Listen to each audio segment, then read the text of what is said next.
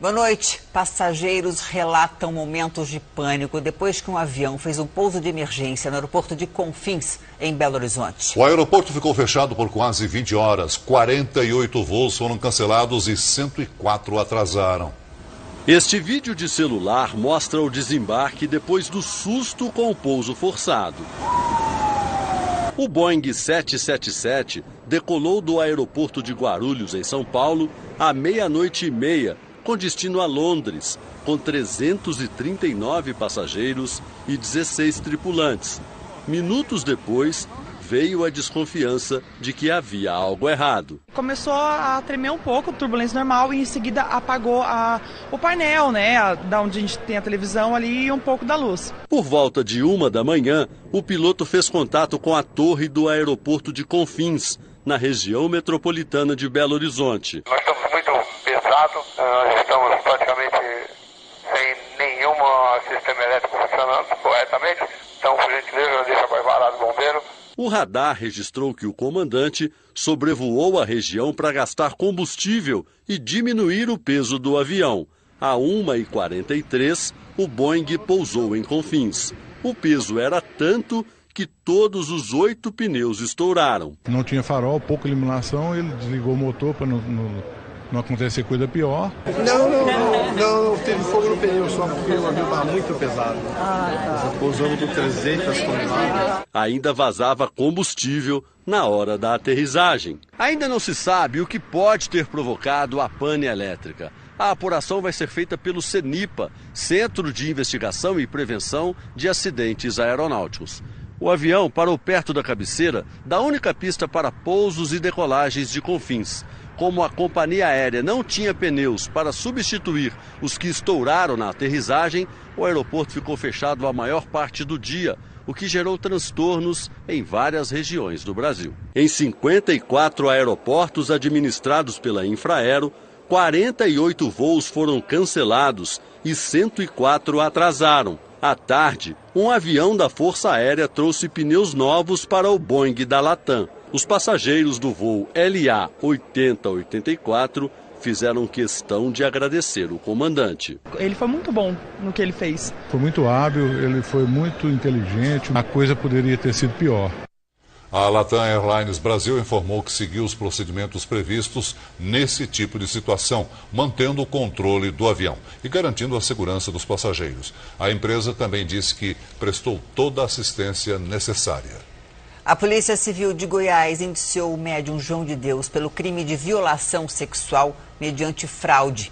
A pena prevista é de 2 a 6 anos de prisão em regime fechado. A Polícia de Goiás concluiu o primeiro inquérito sobre João de Deus e apresentou ao Ministério Público. Agora, os promotores vão decidir se denunciam ou não o médium à Justiça. A Polícia Civil entende que há provas suficientes para uma condenação. O inquérito diz respeito ao último caso de assédio atribuído a João de Deus. Uma mulher de 40 anos disse que sofreu o abuso aqui na casa Dom Inácio de Loyola, em Abadiânia, em outubro deste ano. Como a mulher reagiu, João de Deus teria tentado comprar o silêncio dela. A vítima recebeu 2 presentes, recebeu 2 quadros. Essa é uma prática dele. Ele abusa sexualmente da vítima e logo depois dá presentes às pessoas abusadas. Ainda há 15 inquéritos em andamento. Além dos abusos, a polícia busca provas sobre lavagem de dinheiro e investiga por que João de Deus guardava armas e R$400 mil em casa. Os advogados do médium entraram nesta quinta-feira com um novo pedido de habeas corpus, agora no Supremo Tribunal Federal. O pedido vai ser julgado pelo ministro Dias Toffoli, que pediu ao STJ mais informações sobre o caso.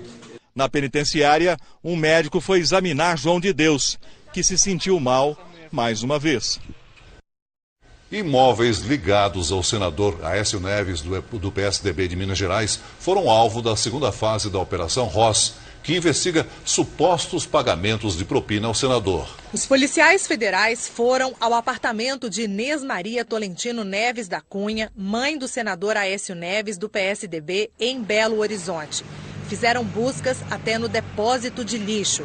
Um advogado da família foi até o local, mas ninguém deu entrevista. Aécio Neves é o principal investigado da Operação Ross por corrupção passiva e lavagem de dinheiro. Hoje, policiais estiveram também no apartamento de Frederico Pacheco, primo de Aécio. Ele foi preso em maio do ano passado, suspeito de intermediar propina do grupo JIF, que controla o frigorífico JBS, para o senador Tucano. Segundo a Polícia Federal, Aécio Neves recebeu 128 milhões de reais do empresário Joesley Batista, da JBS. A maior parte do dinheiro teria sido usada para comprar apoio político de vários partidos durante a campanha presidencial de 2014. Em troca, Aécio teria ajudado a JIF a receber créditos tributários em Minas. Há 9 dias, o senador e a irmã foram alvos da primeira fase da operação.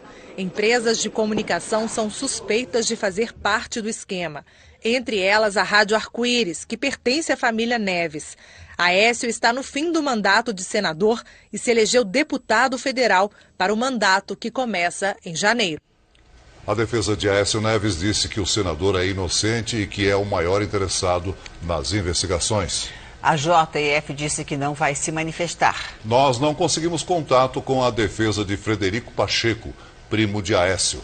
O senador Lindbergh Farias, do PT, foi condenado por improbidade administrativa e irregularidades na época em que foi prefeito de Nova Iguaçu, na Baixada Fluminense.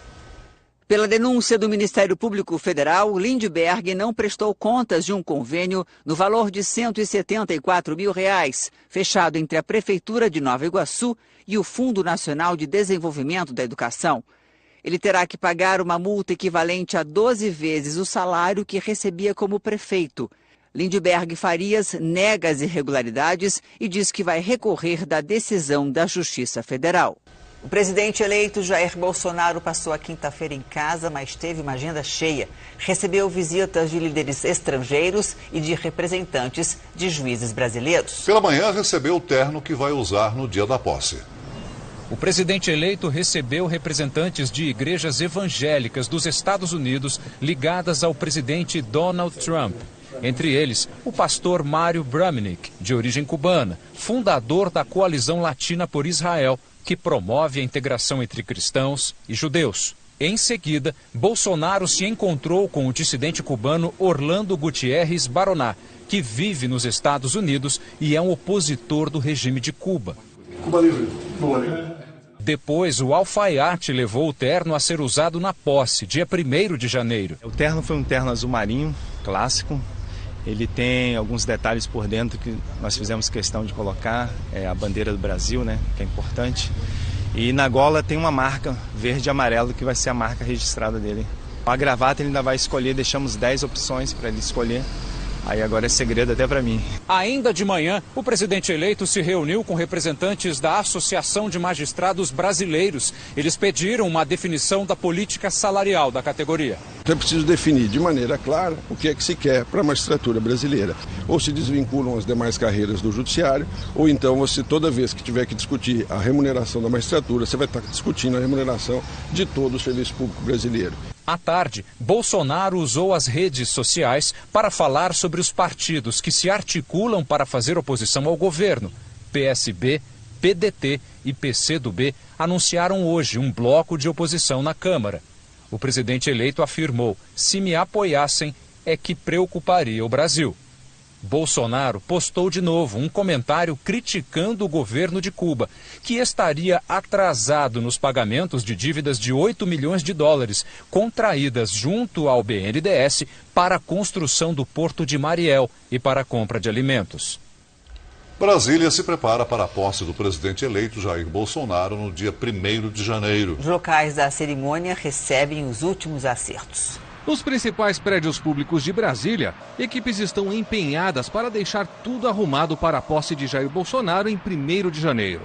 Há 12 dias do evento, que receberá um público entre 250 e 500 mil pessoas, o Congresso Nacional, onde o presidente será empossado, recebeu pintura nova e limpeza de fachadas. No palco principal da cerimônia, o Palácio do Planalto, de onde Bolsonaro vai governar o país, o gramado foi renovado, o piso externo de pedras portuguesas foi restaurado.